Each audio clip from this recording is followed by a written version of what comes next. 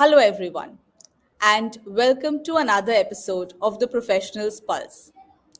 I am Farida Musaddi, the co founder and CEO of Al Fateh Technologies Dubai. Much like an alchemist who turns base metal into gold, technologies aims to transform the ordinary into the extraordinary through its leadership approach. Our core leadership team possesses the to blend diverse cultures, harness the power of global talent, and navigate the intricacies of international markets with finesse. But it's not just about business, it's about creating a global impact. True alchemy lies in making a positive difference worldwide. We leverage technology not just for profit, but for solving global challenges, fostering inclusivity, and promoting sustainability.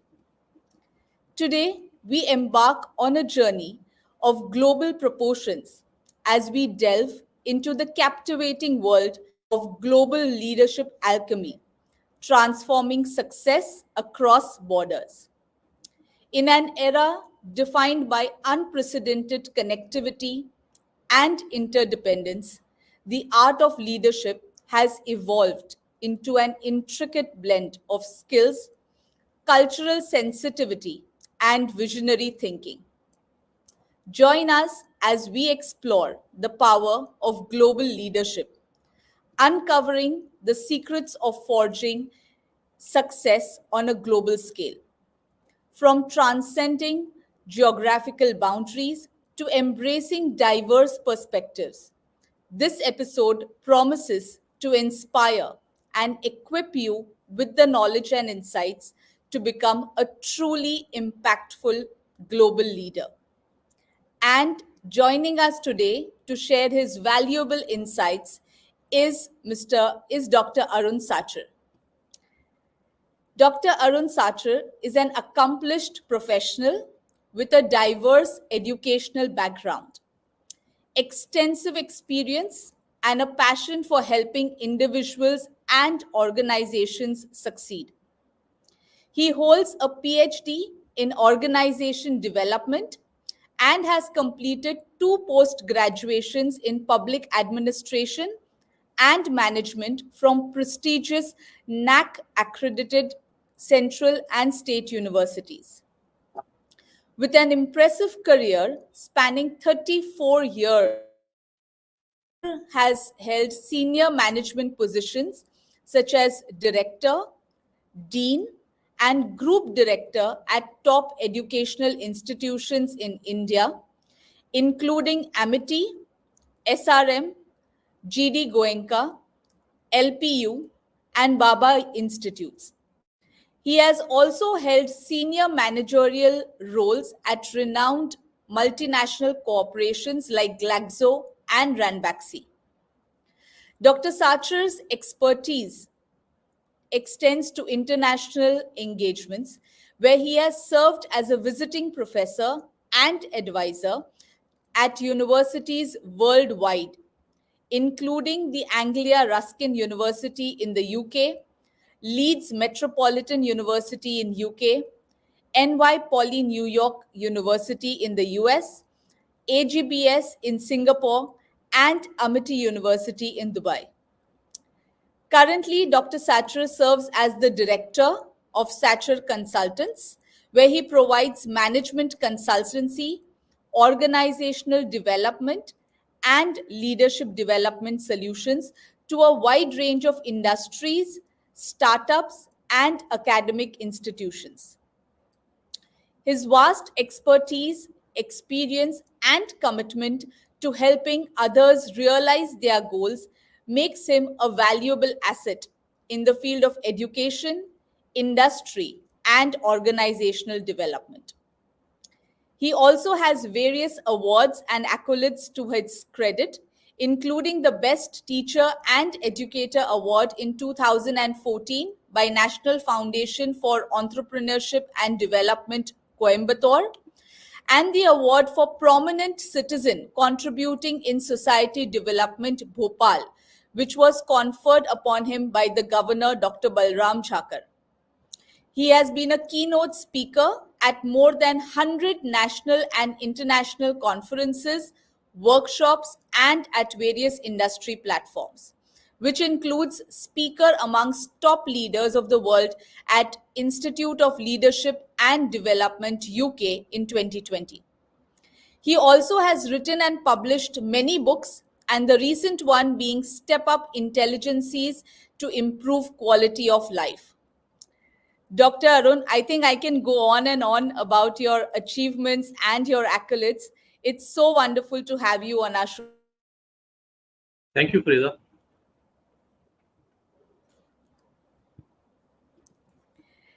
So, moving ahead, our first question would be, in your opinion, what does global leadership mean and why is it so important in today's world? So basically, global leaders, they are the next generation leaders who expertly capable of leading their organizational landscape, and they are able to create cross-cultural connections, foster growth for businesses and communities in the world. So global leadership, it requires a global mindset and ability to lead in cross-cultural settings. In today's environment, it is very important because global leadership, it lead in complex cross-cultural environment and multicultural requirements and environments. So it builds and coordinates culturally diverse and basically dispersed teams. It also integrates national and host cultures.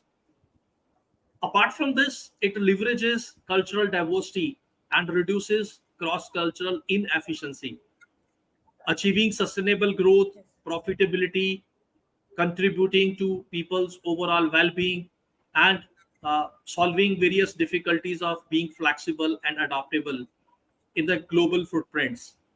So, across the globe, many research studies it has been published, and the consequences are only 1 in 5 organizations they emphasizes on global leadership development. Not only this, only 16% of multinational corporations they have global leaders to fill the positions or roles which they are planning whenever they have the expansions. So therefore, global leaders they are very high in demand, but they are short in supply.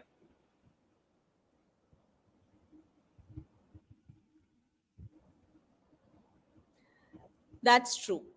I think, sir, what you said is so very true. Global leaders do have a very wide insight, uh, and they are able to adapt and incorporate many ideas which would go across the diverse cultures. So, sir, you're also the author of the book Go and Get Your Success, which is a kaleidoscope of leadership models that unshackles usual patterns. Can you tell us something about what that book is all about and who is the target audience for that book? So basically, this is a book, Go and Get Your Success, that we published. Uh, this book basically, how this book came. So there is a very interesting history into this. Actually, prior to this book, in 2008, when I completed my doctorate, my first book, which I authored, was Organization Climate and Managerial Effectiveness. So uh, I was called in the industrial conference. So there I was delivering some address from my book. So I did a lot of research on multinational corporations, and this book it has got a very wide appreciation across the globe. Organization climate, managerial effectiveness.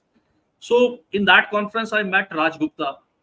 Raj Gupta is industrial colleague working in a senior position in one of the top multinational corporations. So a very rich experience, and both of us we deliberated in that conference, and then we parted our ways. 2019, after that, my international stint was quite powerful. I was traveling UK, US in next couple of years. So almost every year I was in UK in any of the assignment, and then sometime in Dubai, sometime in US. So 2019 again we met, and when we met 2019 uh, in another industrial conference, so we recollect our memories of 2008, and then both of us we started discussing that a lot of things are happening in today's world, and what should we do?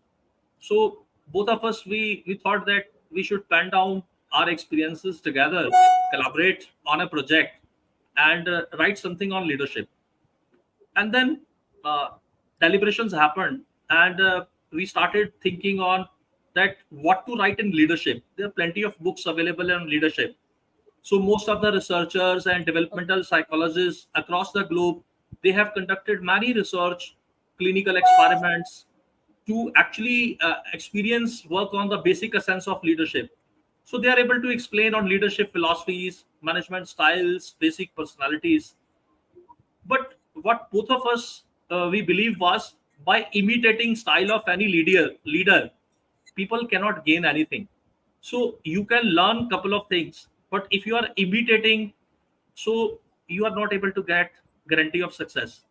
So we thought that uh, this is one of a very strong reason to think something different. Apart from this, many other reasons they have forced us to think differently. That instead of explaining leadership, why not to go upon and share with people our thoughts on various aspects of leadership, various models of leadership, so that readily these models are available to the people, and whenever different kind of situations come, they can actually try these models and they can get insights from this. So that was a collection of the models that both of us we have practiced in our life, in our industry settings as well as in our academic research settings. So in this particular book, we talked about leadership myths.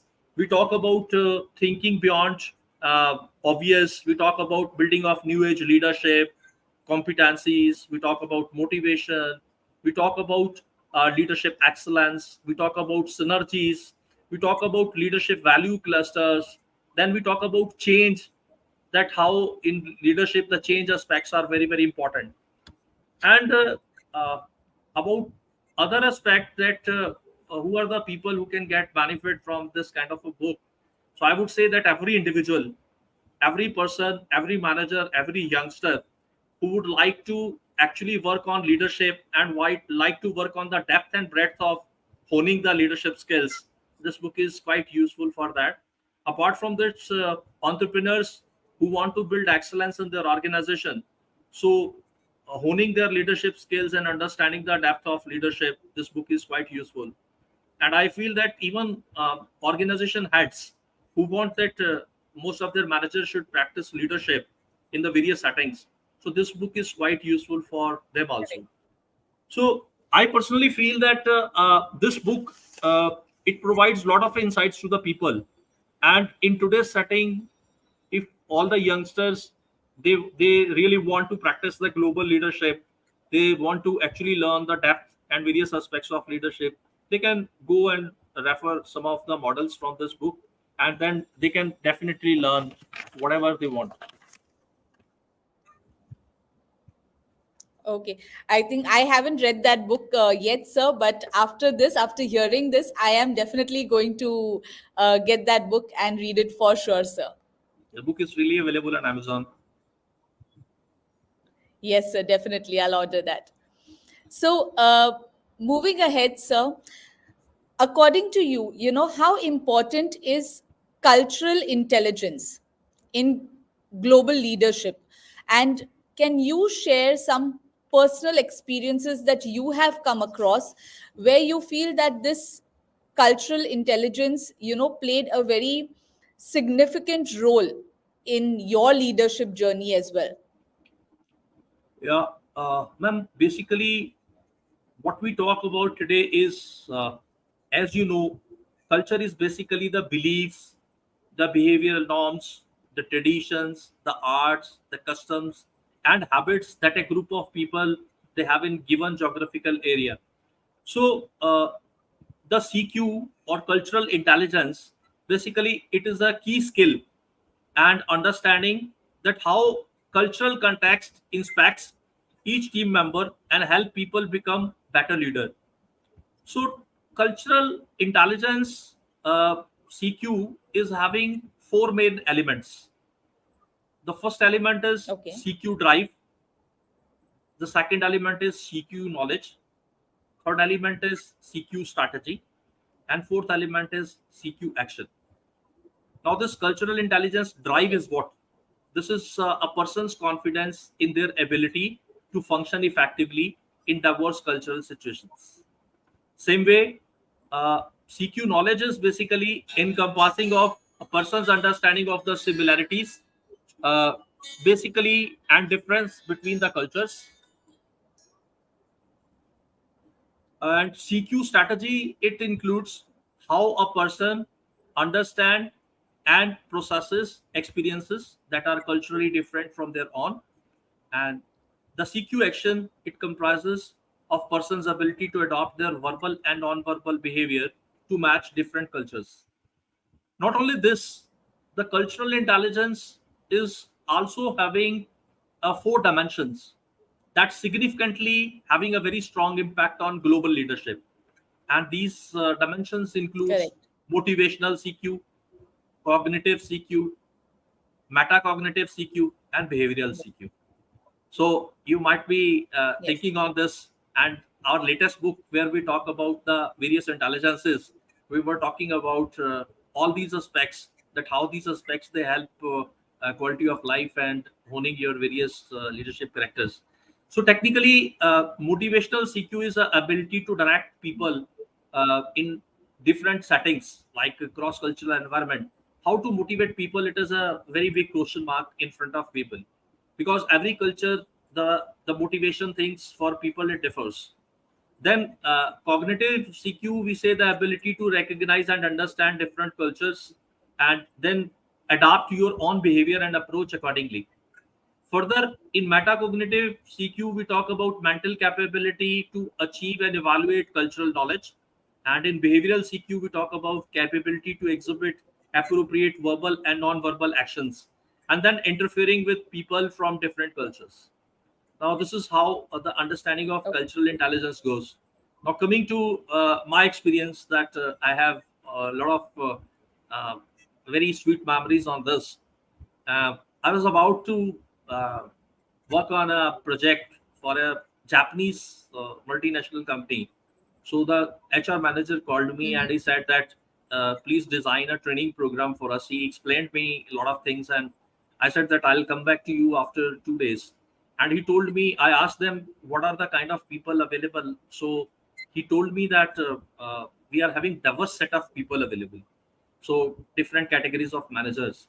So I designed the program and I sent to that person, and while talking I said that I think we have to divide people into the groups, and then we have to start with this program.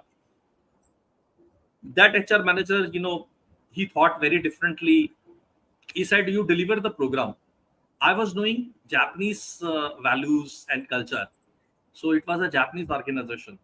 So I told that guy, I said, look, your company, you belongs to a Japanese multinational. Your company having a great respect for the values and this kind of categorizations. But that guy has not agreed with me, and he has gone ahead. He took some other consultant and he imparted the training program to all the people. Now, what happens? It has become a mess. When the observations came, so a lot of problem has happened to that guy, and some other person has replaced him afterward. And he was going to the literature and everything, and he found that my proposal, they called me again and he said, sir, you have given the same kind of a program. So I would like that you must actually impart.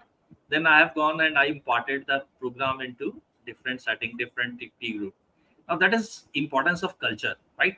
So as a manager, if you are not able to understand the kind of organization where you're working, what are the values, core values, and how, what are the various things which we are doing that is going to impact.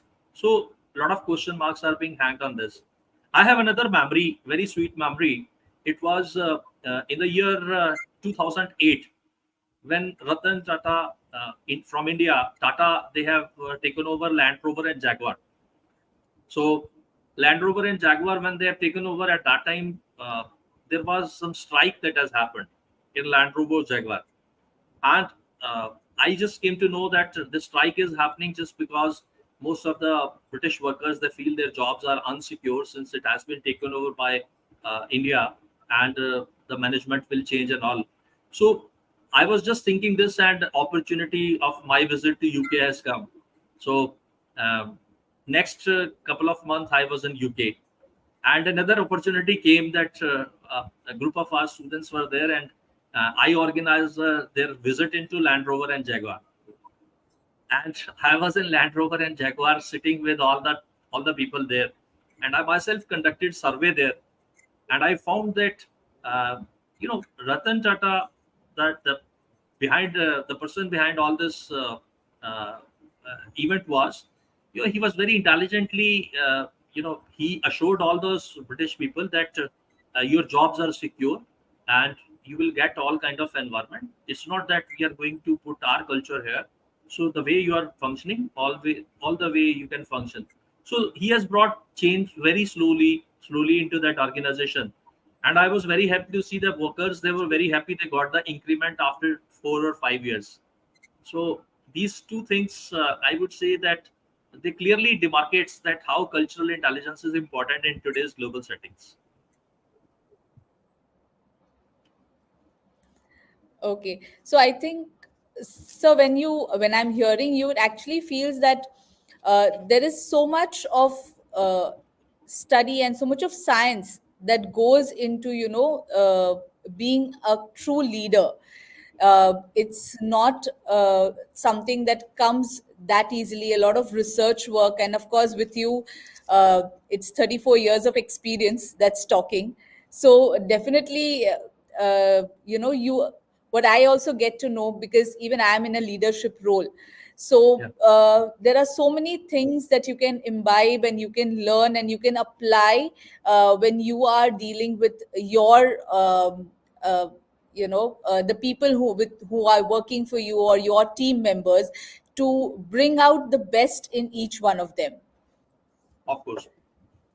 So also, sir, if we are talking about the leadership, and if you're talking about being a global leader, of course there are also conflicts which would arise in a leadership. So how do you address and resolve such cross cultural conflicts to maintain a very harmonious working environment? Because nowadays most of the organizations have multicultural teams. So in this scenario, what should one do? Uh, Ma'am, basically, in today's scenario, like I have myself worked in different kind of multinational organizations, different cultures. So I've learned a lot. I worked in Indian company who would like to be a multinational company. I worked in British multinational company. I worked in American multinational company for some time. So technically, I've learned a lot that what kind of environment is there. And then last couple of years, while doing research, while doing consultancy, while doing a lot of developmental program with various organizations, what I learned is basically there are 5 effective strategies whenever you are managing cross-cultural conflicts or you are having multicultural teams. These strategies, they are very important. But before I go to these strategies, I just would like to throw some light on a couple of things pertaining to this. It says that in today's environment, managing conflict is a very challenging task, because there is a given differences in communication styles, cultural backgrounds, work ethics, and then additionally language Yes. barriers are there. Then different time zones are there. All these things, they create basically obstacles, and effective communication and collaboration is very difficult to be mentioned. So leaders, they have a bigger task how to build effective communication and collaboration in these kind of scenarios. Apart from this, misunderstandings can happen, misinterpretations can happen, conflicts can happen. So these all things, they create great amount of challenges in front of leaders. Five effective strategies, they are very important for all the global leaders. The first is active listening. uh, Second is relationship building. The third is mutual Okay. interest. Fourth is problem solving. And fifth is resolution. Now, when I talk about Okay. active listening, I say it involves focusing on what the member says, what all the members says, and then clarifying questions, giving them, space so that they are able to express themselves, and then listening to them. After doing Correct. careful analysis, you are able to reach to consensus. Same thing, relationship building. When we talk of relationship building, we say concentrate on issues rather than individuals. So with this, you will be able to strengthen and build strong relationship amongst the members. And then we talk of mutual Correct. interest. And in mutual interest, we say identify your concerns and identify concerns of others also. So this will help building effective communication in multicultural teams. And with the help of this, you are able to create a very strong mutual interest between them. Then is problem solving. So problem solving is, Okay. there is an approach.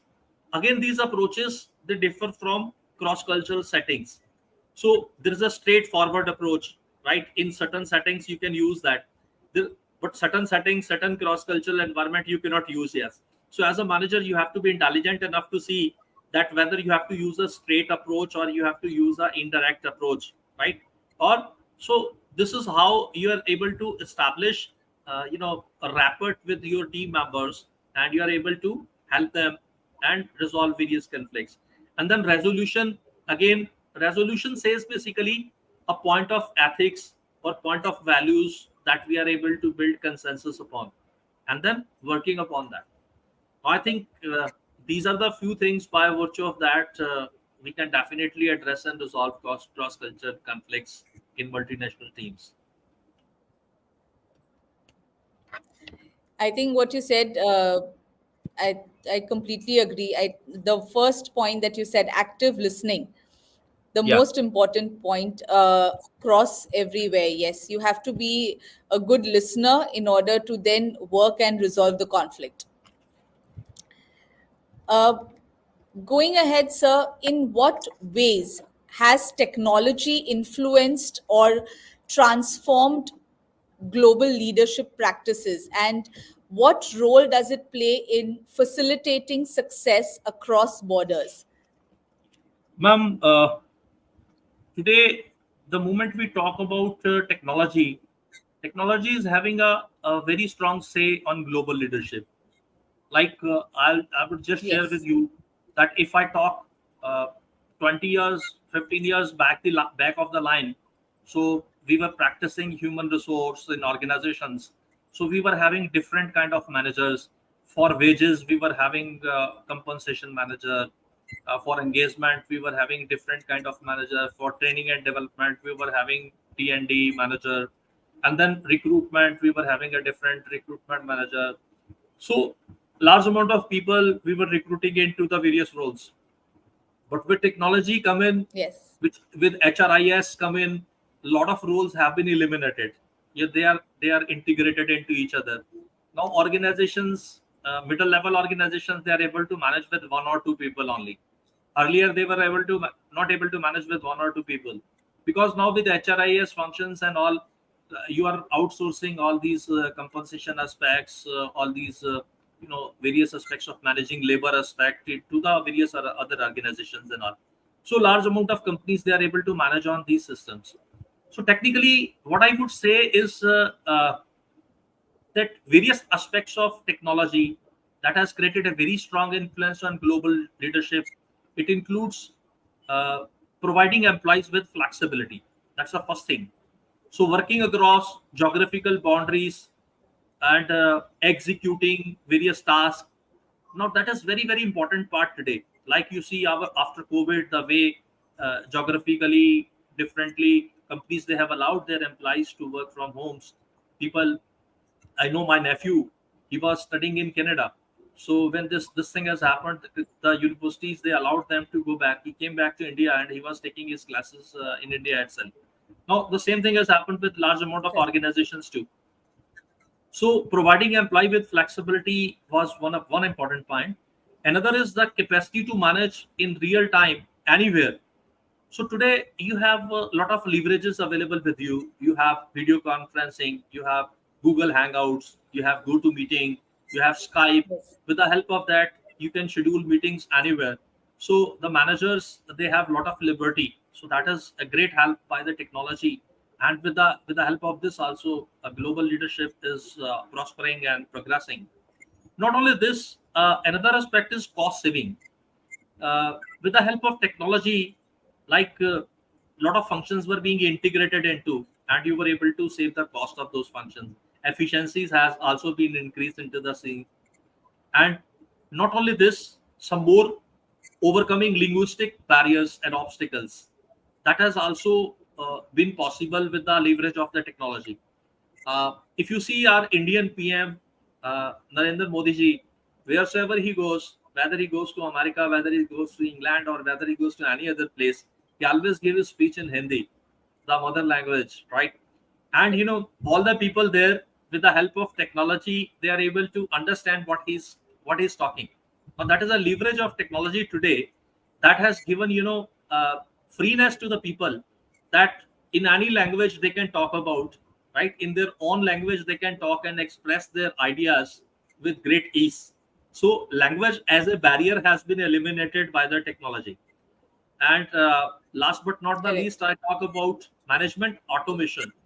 So today you have AI voice assistants that prevent them from missing executives any crucial meetings, relieve them of the burden of knowing and having understanding all the important and crucial facts.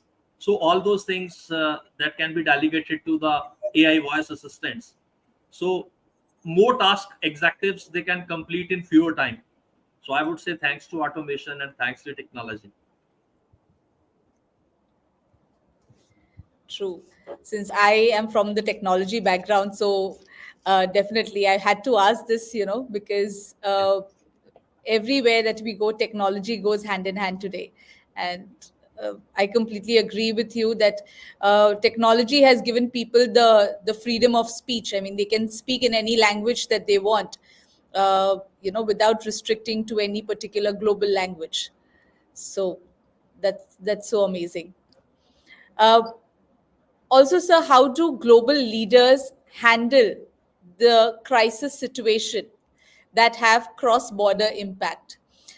Or if you can share an example of uh, a crisis that you yourself have encountered, and what leadership strategies that you employed to manage it or to Okay. resolve it.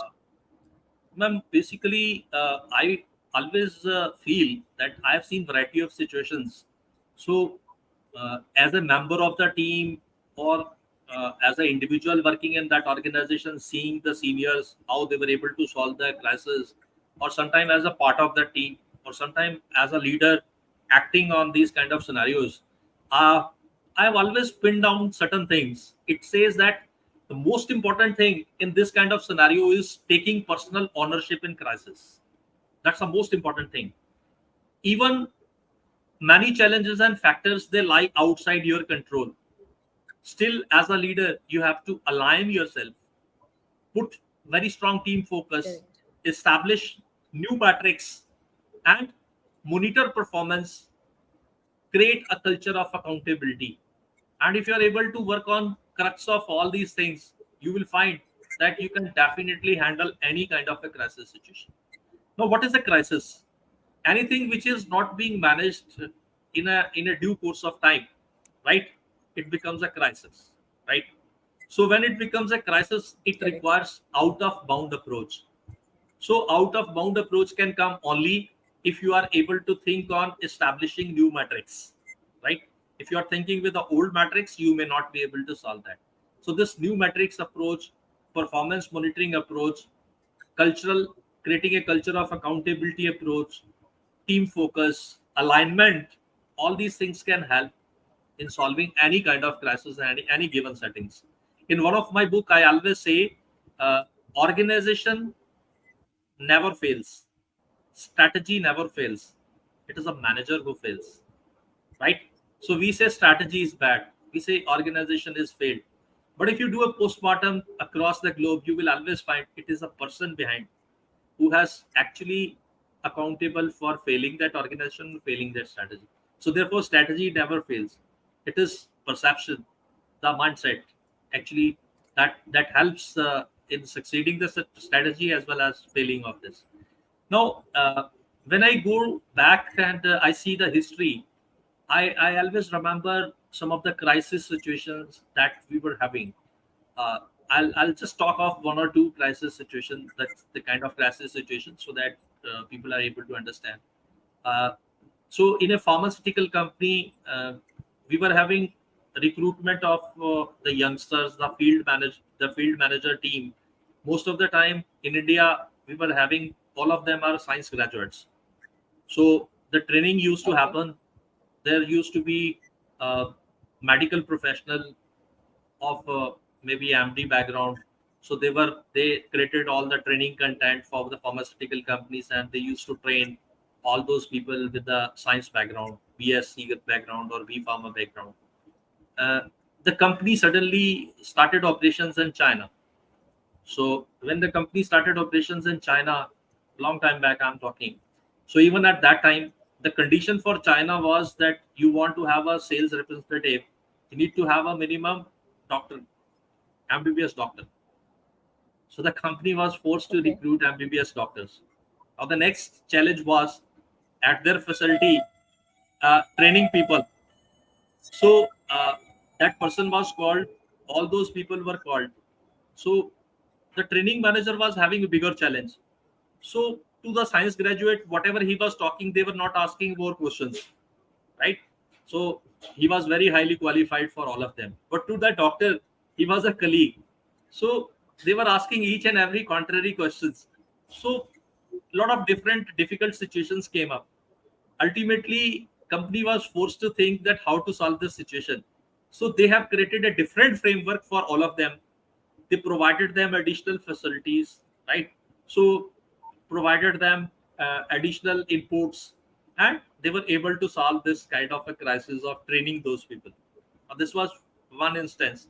Another instance was very interesting instance, that the company was going for a collaboration, and American MNC was about to collaborate. So they came, they have seen the facilities of the company, and everything was too good. So things have moved to the table, and the moment things have moved to the table, the company, the MNC has asked how much you pay to your employees as a base salary. So they said we pay this. So they said that if you pay this, so it is below our standards, so we cannot go on collaboration. Now, the strategy overnight, the company was forced to raise the wages of all their base employees, right? So they have increased their wages, and then they have gone and they have signed that agreement of collaborations. Now, there are a lot of things that happen behind the scene. People are not able to understand. They just see the news that this thing has happened, company has collaborated, these things are happening. But at the back of the things, there are a lot of things of like this, it happens. So the global leaders, they always handle these kind of crisis situation. Think over that a top manager at that time, he was forced to think that raise the base salaries of all the employees. We have to sign this agreement by any cost. So it costed to the company, but yeah, it's a objective of the company. So the people, the leaders, they have achieved it. And now this is how the crisis comes in front of you. So crisis doesn't tell you that I'm coming, so be prepared. It comes suddenly. Company was ready for everything. They were about to sign the pact. When they were signing, the question came, and it was hold. It was put on hold. And then after 2 days or 3 days, when again information came, it was on.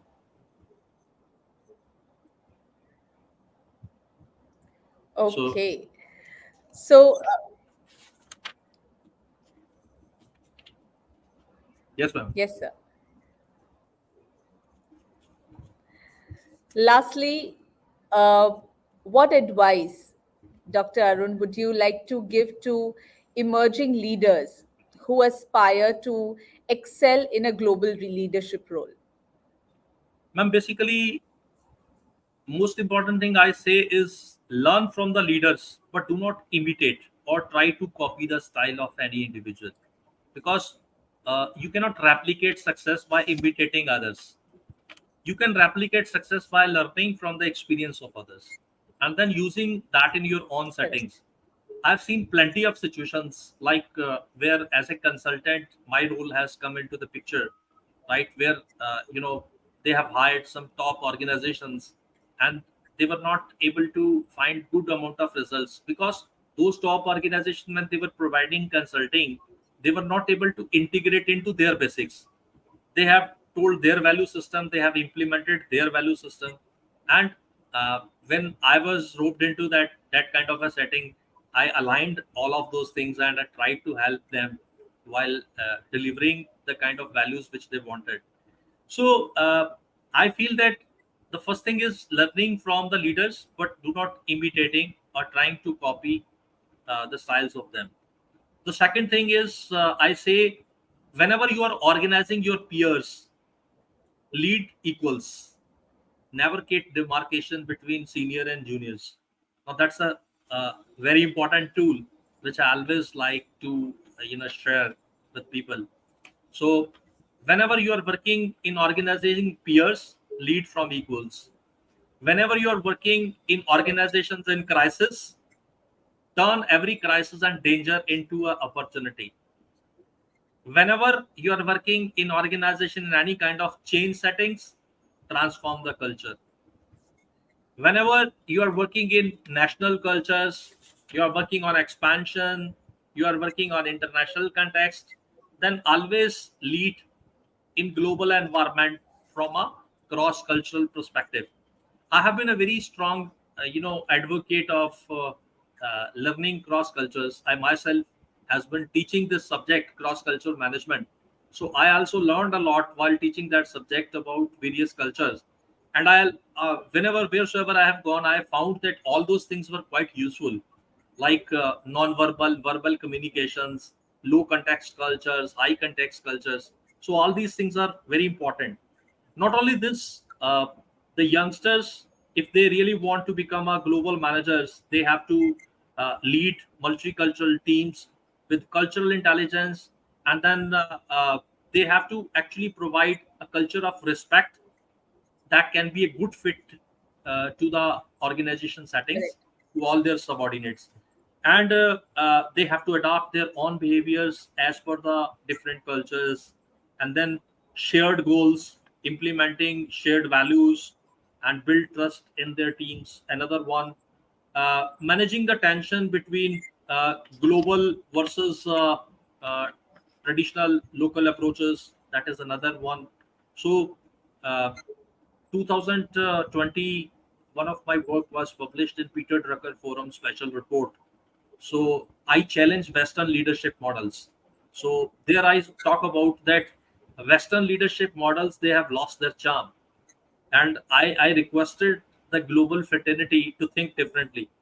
I was talking about that power center now, it has shifted to Asia. So if you see today, topmost economies of the world, you talk about China, you talk about India, you talk about Japan, you talk about South Korea. So all of them are integrating in Asia. So since the most of the topmost economies are from Asia, the Western leadership models, they have lost their charm. So if you are a lot of Japanese organizations, they have reformed. So they have created their own leadership. A lot of Indian organizations, the way they have exceeded, so they have created their own system, their own value systems, their own integrations. So same way today, you need to work upon various kind of models that can actually be integrated into the different settings. So rework is being required. As it is, with the same demarcation, you cannot copy paste those models into the different settings in organization. Correct. And for the youngsters, Yes. one more important thing, which is very important today, is about communication. Communication across barriers. So, uh, any kind of a barrier is coming, so you have to remove that, and communication effectively, clearly, precisely is very important. And then, last but not the least, I would like to say is understanding and managing external forces.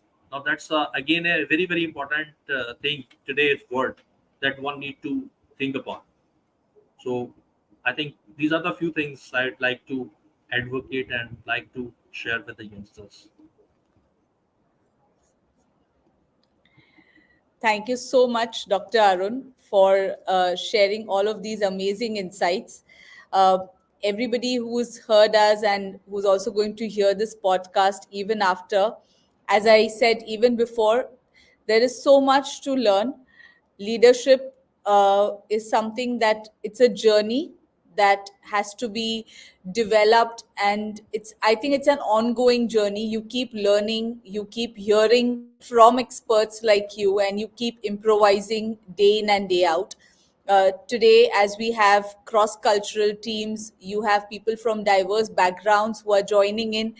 I think it's very, very important to be able to deal with situations, problem solving, all these amazing things that you shared, the insights that you gave, I think are very, very useful for all of us to imbibe. So, thank you so much, sir, for joining us today.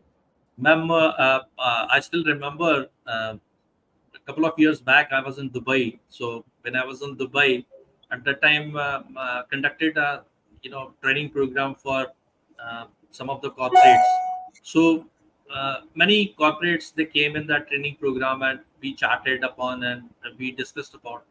So what I say today, the corporates wheresoever they are today, the most important thing is that boundaries are limitless.